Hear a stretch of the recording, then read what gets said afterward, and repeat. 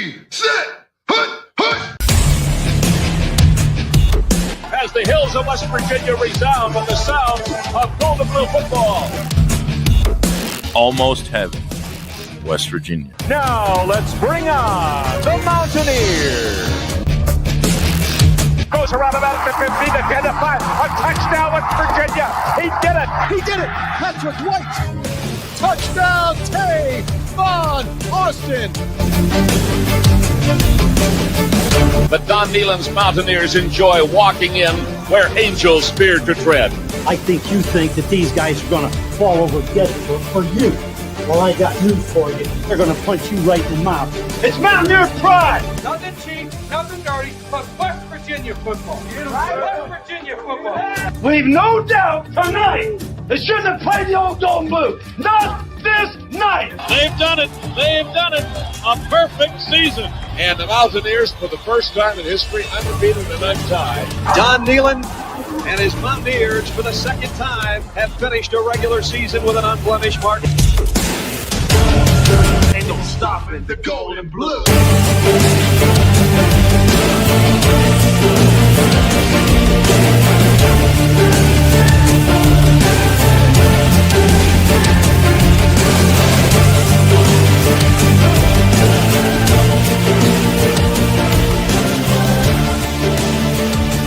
It is a great night to be a Mountaineer wherever you may be.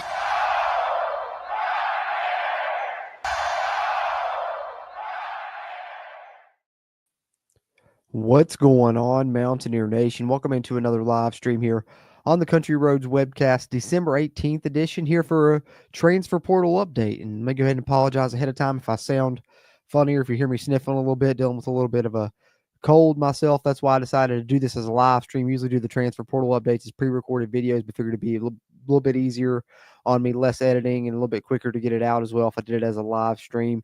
And we got several names to talk about here as well. It's kind of what we expected. That's why yesterday I put out the transfer portal update ahead of the bowl game, because we knew after the bowl game occurred, there would be a lot of movement beginning for West Virginia for this roster heading into the 2025 season, both transfers out and transfers in. Starting with a bunch of transfers in, we got a handful to address here in this stream. I'm going to update you guys on the 5 players, on scholarship players that have transferred out. And my plan is probably just going to be moving forward either every evening or every other evening to give you guys another transfer portal update, because I think this will only be the beginning. We're going to see a lot of this, guys, a lot of movement out, and we'll start to see movement in soon, though, is the good thing. Like I told you guys, I'm thinking at least 30 or 40 new players on the roster, and maybe you're looking at even more than that, depending on how many end up transferring out when it's all said and done after not only this window, but of course we still got the window in the spring after spring football as well. But let's pull it up here. Let's get into the guys that have entered today. I'll try and go in order of the kind of the way that I saw them anyways. Let's see here. The first one that I saw today, and I think that a lot of us probably saw, was Ryder Burton, which I think is interesting because a lot of people were thinking he was going to factor into the QB competition, maybe be there with Nico competing for the job next year. But I guess maybe, has other plans, wants to see what kind of offers he can get, and maybe felt like he didn't fit Rich Rod's offense that well either after learning a little bit about him, perhaps. You never know. But nonetheless, entering the transfer portal, you see his announcement on social media. Thank you, West Virginia and Coach Brown, as well as Coach Allen, for the opportunity of a lifetime. That being said, I've decided to enter my name into the transfer portal. So West Virginia without Ryder Burton. So for now, you're looking at Nico Marchiol, Khalil Wilkins, who will be a redshirt freshman, and true freshman Scotty Fox is your scholarship quarterbacks you'll have on the roster. So you definitely, I think, can probably expect Rich Rod to bring in a quarterback in the portal. If he wasn't already going to do that now, I think he definitely does that. Have someone to compete with Nico, Khalil Wilkins, and Scotty Fox there at that spot. So Ryder Burton entered the transfer portal. That was one that we saw. And then one of the next ones I think that I saw was a West Virginia offensive lineman, someone that they always kind of spoke highly of and thought would be a potential starter in the future. But with the changes going on, the change in the regime, has decided to hit the portal as well. And that's Sullivan Weedman, an offensive lineman, hits the portal. You see him putting out on social media. Thank you, West Virginia, with the blue heart there on his X account. So there's the second. We got 5 here that we're going to talk about. Then the third one here, one of the more, I guess, impactful ones of the day and of the cycle thus far for West Virginia, because already, people were upset about the loss of Josiah Trotter and losing him, and we were hopeful that maybe we could get him to return. And as I talked about in my update yesterday, fortunately, that's not the case, committing to Missouri on his visit there. So you lose Josiah Trotter. So then you're looking to, Reed Carrico, who's potentially going to step into a bigger role now next year. And then you were looking at Trey Lathan. And, of course, you got Ben Cutter as well. But Trey Lathan and Reed Carrico were the guys you're like, okay, well, they're the solidified starters now. But not so fast, my friends, because Trey Lathan also has decided to enter the transfer portal. So West Virginia, if they can keep Reed Carrico around, keep Ben Cutter around, maybe you'll have those familiar faces, but you're definitely going to have to bring in some pieces at the linebacker position with what you're losing there now.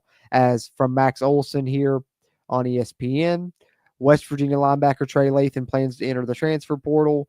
Sophomore started 17 games and recorded 79 tackles, 9 TFLs, and 2 sacks. Still 2 years of eligibility remaining. So Trey Lathan losing another defensive starter there to the portal. Another linebacker there joining, Josiah Trotter, who had previously entered. And then we saw cornerback Aiden Garnes, which I know people aren't going to be upset to lose a player from the secondary, but I hated that Aiden Garnes got hurt. We never really, I think, got to see what he could do for WVU, and was hoping he would maybe come back, but instead going to go ahead and hit the portal. Pete Nako, Savon 3, reporting this one, that West Virginia quarterback Aiden Garnes plans to enter the portal. Posted 25 tackles in a TFL in 6 games this year before his injury. And at Duquesne, he had the 87.4 PFF grade, so a lot better at Duquesne. A lot of the cornerbacks that West Virginia had this year were a lot better at their previous stops. If that doesn't tell you anything about some of the secondary and defensive coaching that was going on for the Mountaineers this year. So Aiden Garnes hits the portal. And then the last scholarship player that we're going to talk about here, the most recent one that happened just prior to me getting on to do this live stream for this update here on December 18th, Thomas Remack has also entered the transfer portal, as Pete Thamel was the one that broke this. 3-year starter at guard, Thomas Remack enters the transfer portal. Redshirt junior, 1 year remaining, earned honorable mention, all Big 12 honors this year, 28 career starts.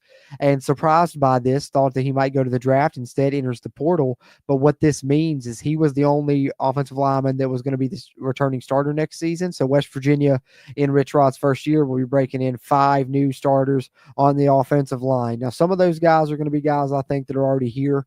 One of those being Xavier Bosley, which works out well for him due to the fact that he transferred in from Jacksonville State after already playing for Rich Rod. He's a West Virginia guy of his own. So that'll be one of them, but it'll still be 5 new starters for West Virginia along the offensive line in 2025, with Thomas Remack announcing his entry into the portal. So those are the 5 scholarship players that we're covering here in this December 18th transfer portal update. So let me pull it up here so you guys can see where we're standing right now. Like we said, currently it's only the transfers out, but soon we'll be talking about transfers in. I think you can expect news on that in the very near future here as this transfer portal window closes before, too much longer. We're looking at another couple weeks or whatever.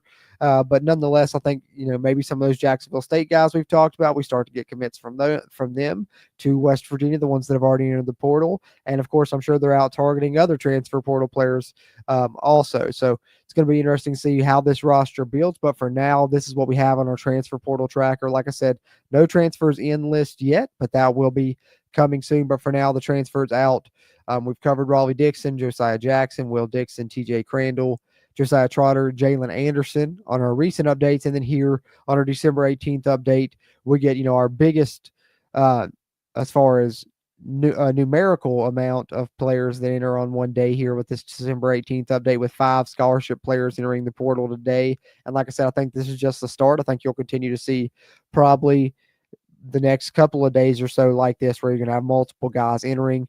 But for now, we've got Ryder Burton, Sullivan Weedman, Trey Lathan, Aiden Garnes, and Thomas Remack were the ones that we wanted to cover here in this update. And thus far as I know, Josiah Trotter is the only one to commit to another program going to Missouri. I don't think the others have, which, of course, you always got to mention in these transfer portal updates that the players that enter the portal, if they don't commit elsewhere, always have the chance and possibility to return.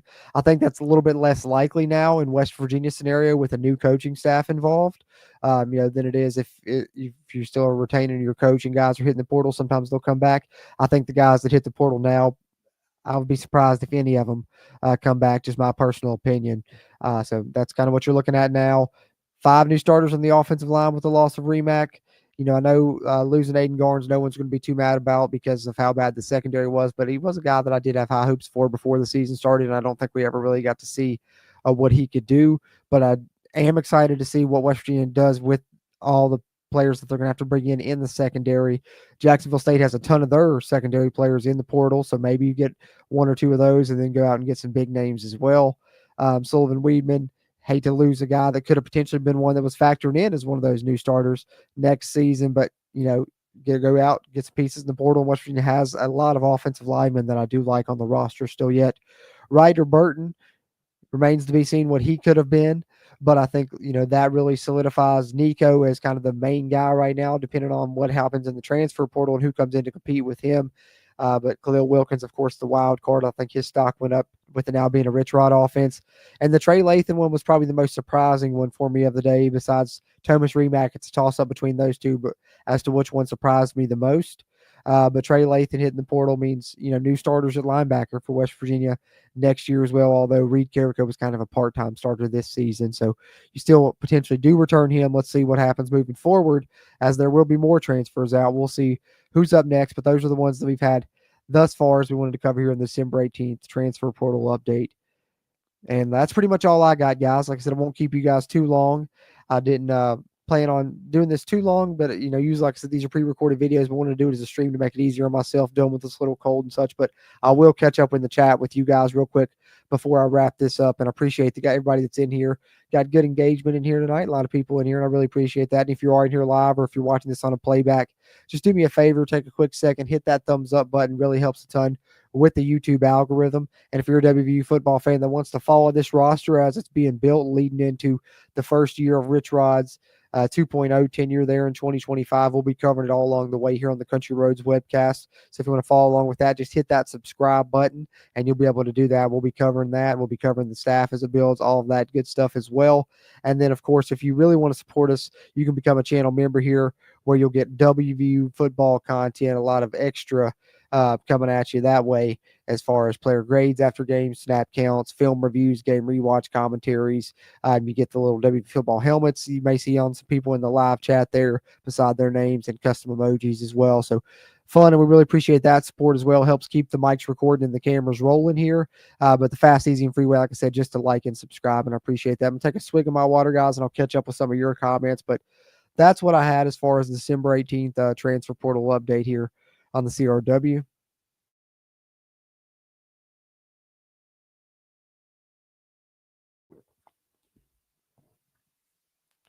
I got a $10 super chat here from Big Dan T. Really appreciate that, Big Dan T.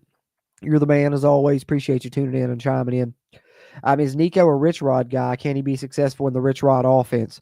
I think that's the question a lot of people are asking right now, Big Dan T.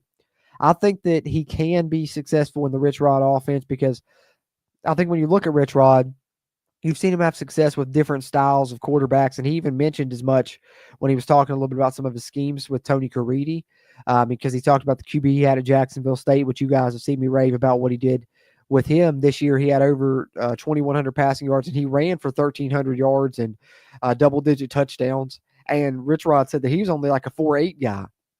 So to me, that's similar to probably Nico's speed, but he said he was a really willing runner. So I think that shows that a guy like Nico could be successful in this offense. But I don't know if it's the nostalgic part of me or just knowing that how explosive and dangerous this offense can be when you get like a guy at QB that's, a 4-5 guy, that I would like to see that happen. And I think Khalil Wilkins has a little bit more of that breakaway speed. So I think that he's a candidate. And I think that maybe you bring in a guy that maybe is a little bit more explosive of a runner to compete with Nico and see what happens there. But Nico also, of course, we know, very capable of a passer. So I think Nico can be successful in the Rich Rod offense, and I think Nico does have a hard edge to him personally. So I think he could be a Rich Rod guy. We'll see what happens. I definitely think a QB is coming in the portal to compete with him, but I think he can be successful in this offense, just judging by the quarterback that Rich Rod just had at Jacksonville State and Tyler Huff there, Big Dan T. But I appreciate the super chat, man. Always appreciate you. I got some comments here from channel members as well. We got Shaq, channel member, in here. Appreciate you, Shaq. Anyone who wanted a coaching change and didn't expect this didn't think it through, LOL. Exactly. We knew this was coming. And in today's day and age, I don't want to say that you're striving for this. Like, you don't necessarily want to clean house and have to bring in a ton of transfers, right? But also, we've seen this formula work. We saw it at Colorado. Of course, it took a couple of years. They just started winning here in year 2. But then you see it in Indiana. They bring in a ton of players, including, a lot that came from James Madison with Kurt Signetti, and they're in the playoffs in year 1. And so that is a success formula that can be successful. And Rich Rod said as much as well.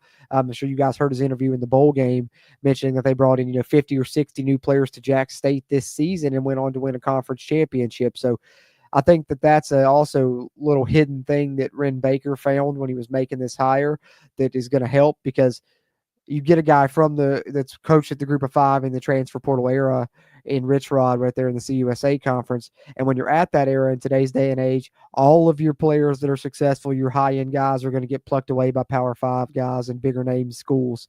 So he had to deal with that a lot, and he had to deal with a ton of roster turnover.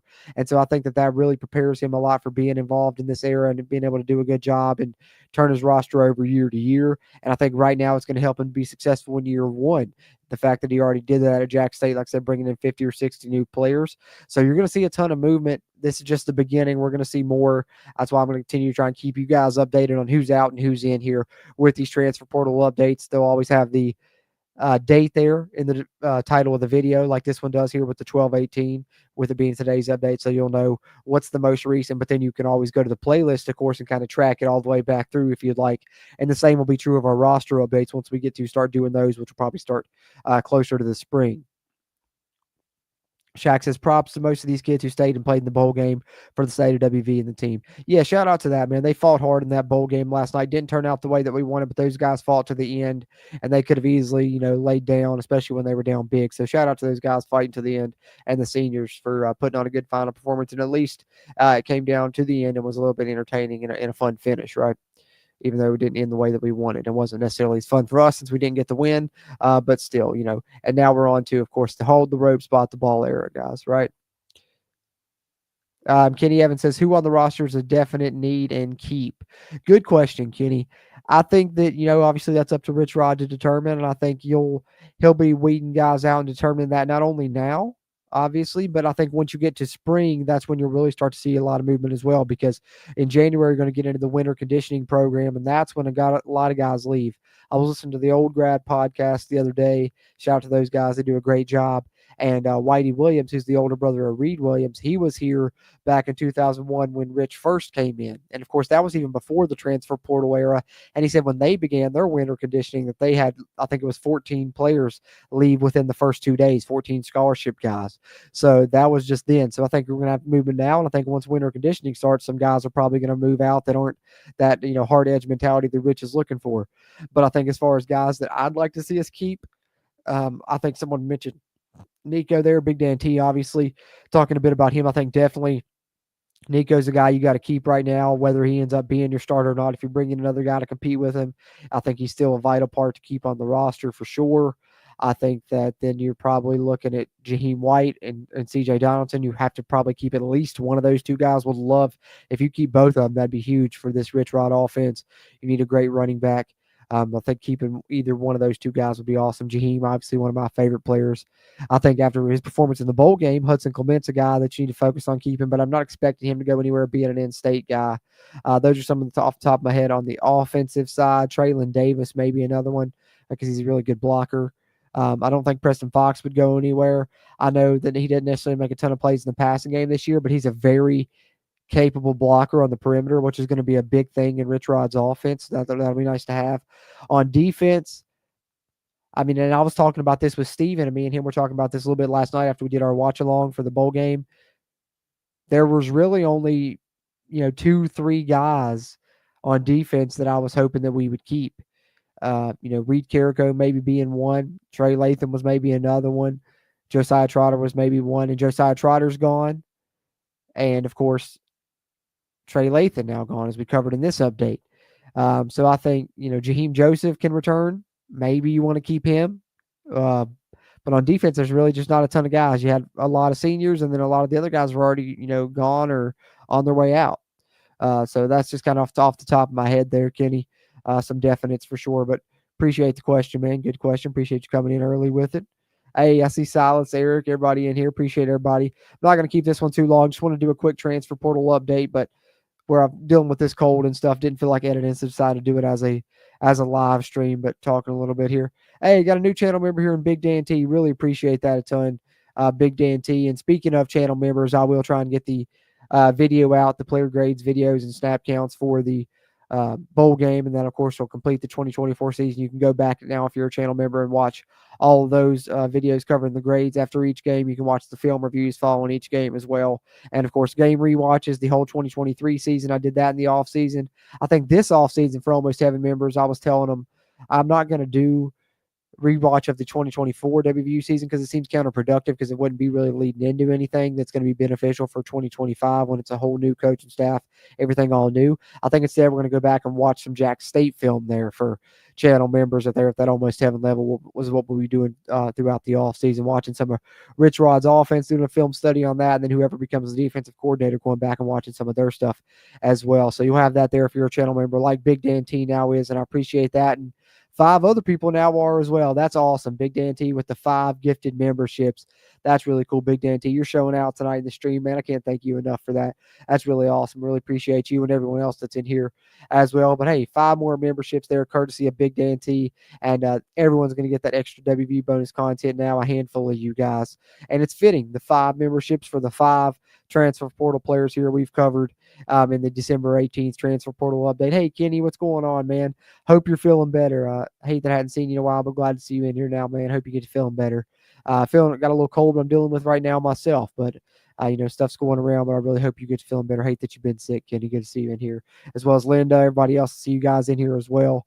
Arcoda wanting to bring home Jamal Adai there. Eric Flowers hitting on his parlay. That's what's up. What's going on, Silas, Mountaineer athletes? Appreciate all you guys that came out here for this December 18th update.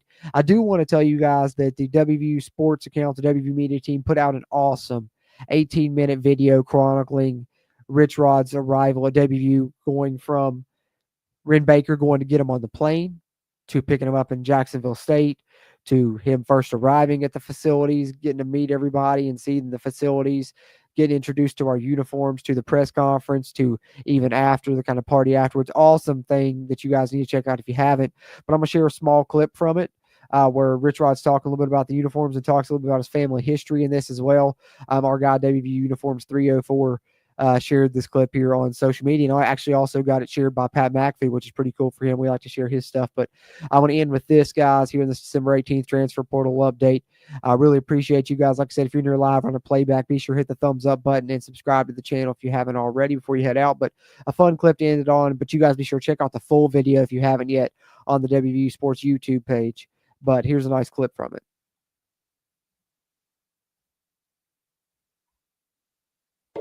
Oh yeah, I remember. So it's got the reflective material from the. Yeah, isn't that nice? When they first brought this out to me, I'm like, our fans are gonna lose their mind if there's no gold and blue on that. Like this stripe, even here, it's meant to be like the light on the helmet, where there's like There's a lot of pride with coal miners. My dad was a coal miner. Was it? And my grandfather, actually, the name, people's like, Rodriguez, what the real Rodriguez coming in West Virginia. Well, my grandfather was born in Spain, and he moved to to West Virginia to work in the coal mines. There's just a small little taste, and if you like that, man, that's nothing compared to, like I said, the full 18-minute video, almost a mini documentary chronicling Rich Rod's arrival. An excellent job by the WVU Media team. Can never shout them out enough. You guys need to check that out if you haven't already. But pretty cool clip there of him getting to see, our new uniforms, seeing the Coal Rush uniforms, and then him talking a little bit about his family history, which is cool. Knew his dad was a coal miner, but had always also wondered about the surname of Rodriguez being from West Virginia. It sounds like something he gets asked a lot there, but you get the answer right there from Rich Rodriguez. So fun clip, but check out the full video if you haven't. Really awesome. And I wanted to just end on something positive as we're talking about transfer portal departures. I know that can be disheartening to some, but hey, what I want to say there is, do not be disheartened by this. Rich Rod may, come in here and clean house. You don't know what he's going to do, but he's got to get his guys in here. Pat McAfee's talked about it. Rich has even kind of alluded to it. So, he wants those hard edge guys in his culture, which is a completely and totally different culture than what was here in the Neil Brown era. So I think it's going to be exciting to see who we bring in as well, and we'll be covering that in future transfer portal updates and transfers income. I know in this one we've covered 5 transfers out, but that's okay. It's part of the process that's going on here with this regime change, switching over to the Rich Rod 2.0 era paradigm shift for the WVU football program. But hope you guys have enjoyed this December 18th transfer portal update. Going to hop off here and give you some more cold medicine in me. I really appreciate you, Big Dan, for your kind words there. I see that as well. And I appreciate you giving some membership here tonight. That was really cool to help you. And appreciate everyone that came out, tuned in, and popped in here. We'll do another live stream. I'll get to chat with you guys a little bit more in the near future. And we'll have plenty of these transfer portal updates, I think, coming hot and heavy over the next few days as this news will continue to come out. But that's what we got for tonight on the December 18th edition following the bowl game. Already a handful of entries. Like I said, they'll keep happening, and we'll keep bringing some guys in as transfers are being targeted to build this roster for Rich Rod as well. But having said that, as always, guys, I'm Jordan Cruz. And until next time, let's go Mountaineers.